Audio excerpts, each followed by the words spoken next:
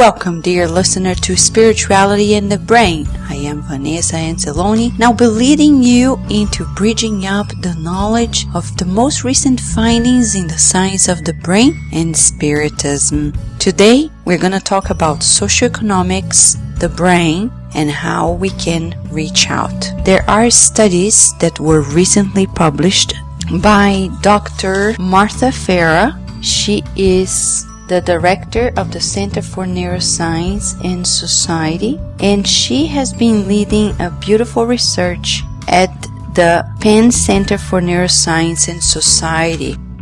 She has conducted research suggesting that high-stress childhoods, which include less warm parenting, are correlated with changes in stress physiology and stress regulation, and thus it changes the brain. In one study that they published this late March that involved African American adolescents who came from households of low socioeconomic status, she investigated them at age 4 and the parents' responsivity, meaning the warmth and the supportiveness of the parents towards the children. And then 11 to 14 years later, she tested the stress level of those participants while they were under a stress test. She also collected the saliva samples to analyze the levels of stress hormone cortisol. And the researchers found that cortisol reactivity was related to parental responsivity, meaning warmth and supportiveness of parents towards their children.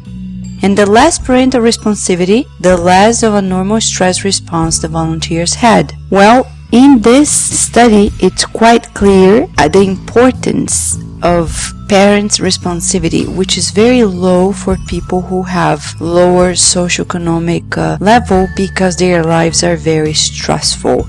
So we get to know how hard it is for people who are living socioeconomic levels, how it impacts the brain. You may be asking, what should we do? In the chapter 5, which is one of the longest chapter in the Gospel according to Spiritism, there is a question, item number 27. Allan Kardec very wisely asked the illuminated spirits whether or not we should put an end to our neighbor's trials if we can, or should we, out of respect for God's designs, let them take the course. And this is exactly what this study is bringing to us here as spiritists. If poverty creates these long-term effects on somebody's brain arrangement, consequently their cognition and their output in life, then what should we do? And the illuminated minds replied to Kardec by saying, we have stated and repeated many times that you are on the earth of expiation to conclude your trials, and that everything that happens to you is a consequence of your previous existences, an installment on the debt you owe. However,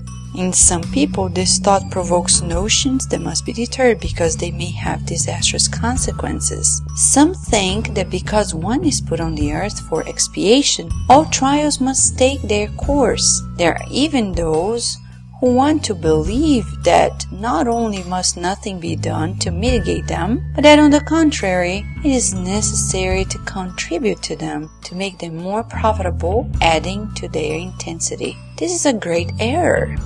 Yes, your trials must take the course marked out by God, but do you know what that course is? Do you know how far they must go? Or if your merciful Father has not said to the suffering of this or that brother or sister, you shall go no farther. Do you know if God's providence has chosen you as an instrument of punishment to intensify the suffering of the guilty, but as the balm of consolation that must heal the wounds that God's justice has opened up? Therefore, when you see one of your brothers or sisters being afflicted, do not say it's God's justice and it must take its course.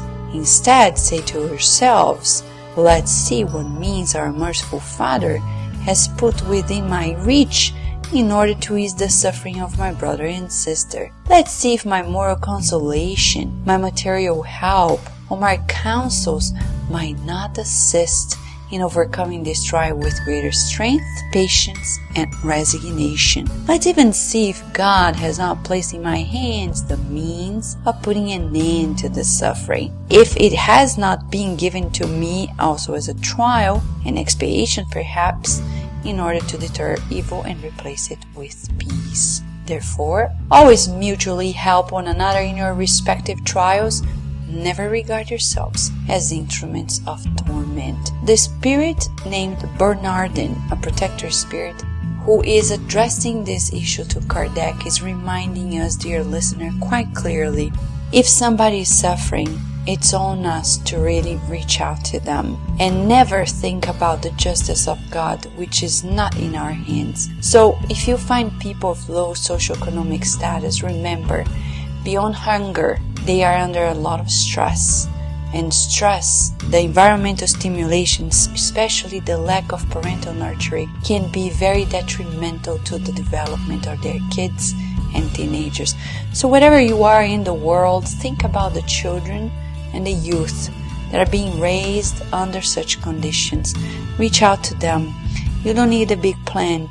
If you help one, you are helping the whole humanity. Dear listener, we are here joyful to share this news with you. And if you have questions or you'd like to specifically hear about a particular topic, just write to us at the contact form at kardecradio.com. We hope you enjoy your life by doing good always.